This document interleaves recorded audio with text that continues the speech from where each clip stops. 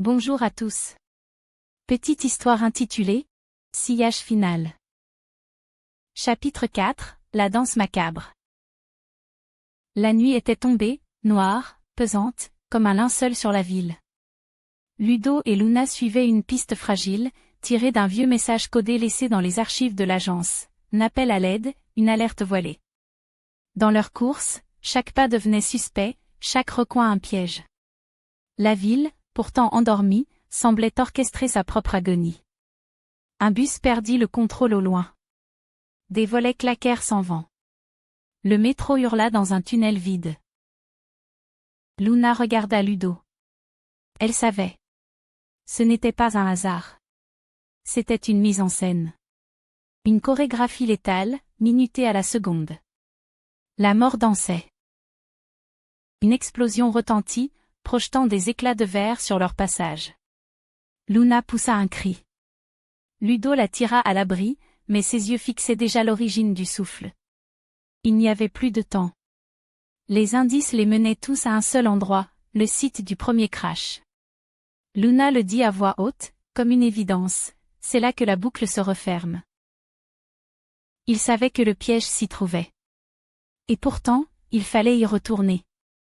C'était le seul moyen de briser la mécanique de l'horreur. La clé n'était pas dans la fuite, mais dans l'affrontement. Au lever de l'aube, le site du crash était désert. Ludo marchait droit vers l'épicentre, une balise clignotant faiblement à ses pieds. Luna restait en retrait, une arme chargée dans les mains, même si elle doutait que le danger soit humain. Un vrombissement sourd fit trembler le sol. Le ciel s'obscurcit. Une silhouette apparut, marchant à contre-jour. Pas un homme. Pas une machine. Un écho.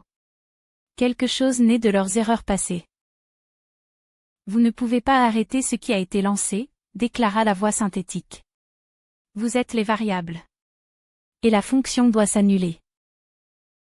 Alors Ludo s'avança, lentement, bras levés, comme pour se livrer. Mais derrière lui, Luna enclencha le brouilleur de champ, désactivant la boucle d'énergie. L'ombre hurla, se tordit, puis se dissipa dans un éclair. Le calme revint, brutal. Ils restèrent figés un instant, battement de cœur suspendu. Puis Luna s'écroula dans les bras de Ludo, le souffle court, le bras ensanglanté. Mais vivante. Ensemble, ils venaient de rompre le cycle. Ce n'était pas encore la fin. Mais c'était une victoire. Une danse arrêtée, enfin.